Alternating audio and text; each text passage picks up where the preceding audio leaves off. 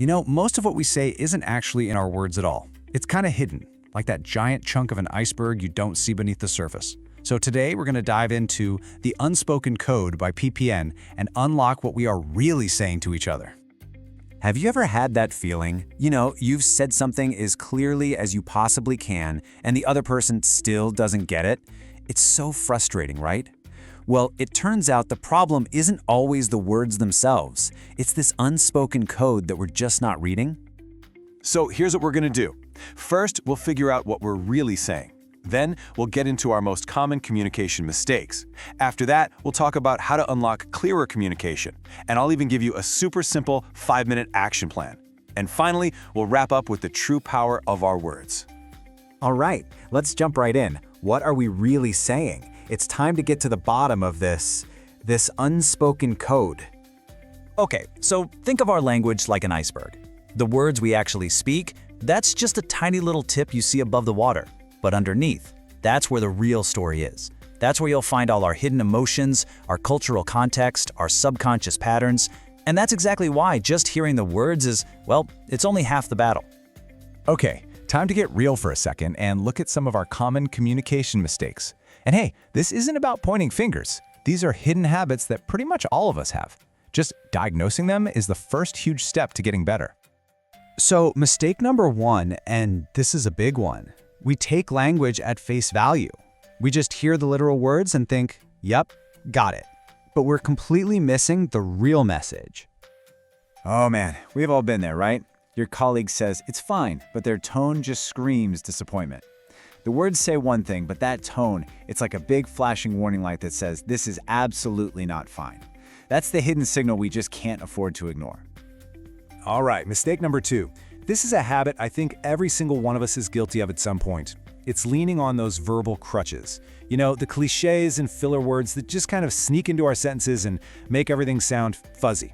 They weaken our whole point. I mean, think about it.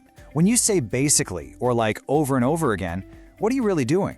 You're weakening your own message. It's like you're adding static to what could have been a crystal clear signal. Okay, mistake number three is a huge one, especially today. We just assume that a word means the same thing to everyone everywhere. But context, especially cultural context, changes everything. And if we ignore that, we're basically setting ourselves up for a total communication breakdown. Here's a perfect example. The phrase, "I'll try." In one culture, that means I am absolutely going to give this my all. But in another, it's just a polite way of saying, yeah, that's not going to happen.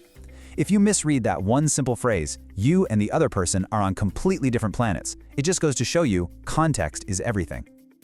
And it's not just our words. Mistake number 4 is all about neglecting nonverbal alignment. This is when your mouth is saying one thing, but your body is telling a completely different story. And guess which one people believe?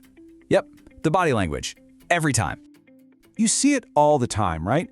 Someone says, oh yeah, I agree, but they're avoiding eye contact, maybe shifting in their seat. Their words say yes, but their body is practically screaming, I have serious doubts.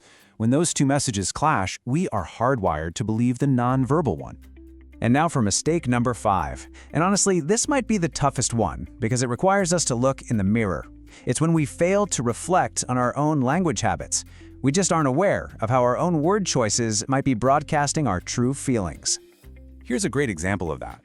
Think about the difference between saying, I can't and I won't. I can't signals a lack of ownership, right? It makes you sound like a victim. But I won't? That's a choice. That's taking control. It's a perfect little window into how our words don't just reflect our reality, they actively shape it. All right, so we've diagnosed the problems. Enough of that. Let's get into the solutions. This section is the prescription for improvement, how we can start breaking these habits and unlock clearer communication. So remember mistake number 1, taking language at face value? The solution is to listen beyond the words. Don't just be a passive hearer, be an active listener. Pay attention to their tone, their pace. Why did they pause right there? It's like you have to become a communication detective, searching for the unspoken clues. And what about all those filler words? The solution is to use precise, intentional language. Here's a pro tip. Instead of saying or like, just pause. Seriously, take a breath. That silence can be way more powerful than a filler word. It makes you sound confident, like you're actually thinking about what you're going to say next. And a few more quick ways to improve. Always adapt to the context, both cultural and situational. Make sure your words and your body are on the same team. And of course, practice conscious self-expression. That just means taking a moment to actually think about the words you're using. Okay, so knowing all this is great, but putting it into action is what really counts. So let's get super practical. Here is your 5-minute action plan, a treatment plan, to make these changes stick.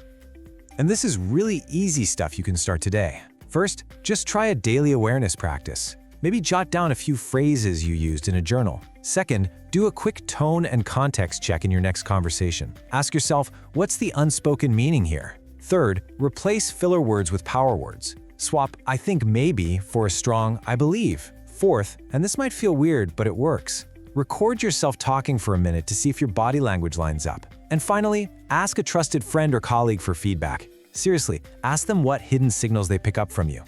These are small steps, but they lead to huge results. So, why does any of this really matter? What's the big picture here? Well, it's because understanding the unspoken code isn't just some cool communication hack. It actually goes right to the heart of how we connect as human beings. It's what the source material says so well. This is not just about language. It's about awareness, empathy, and influence. When you learn to listen to what's not being said, you just become more aware. You become more empathetic. You have more influence. You stop just talking at people, and you start really, truly connecting with them. So I'm going to leave you with a question. In your very next conversation, maybe it's in 5 minutes, maybe it's an hour from now, what is the one unspoken message you're going to make a point to listen for? Because that's where the real communication begins.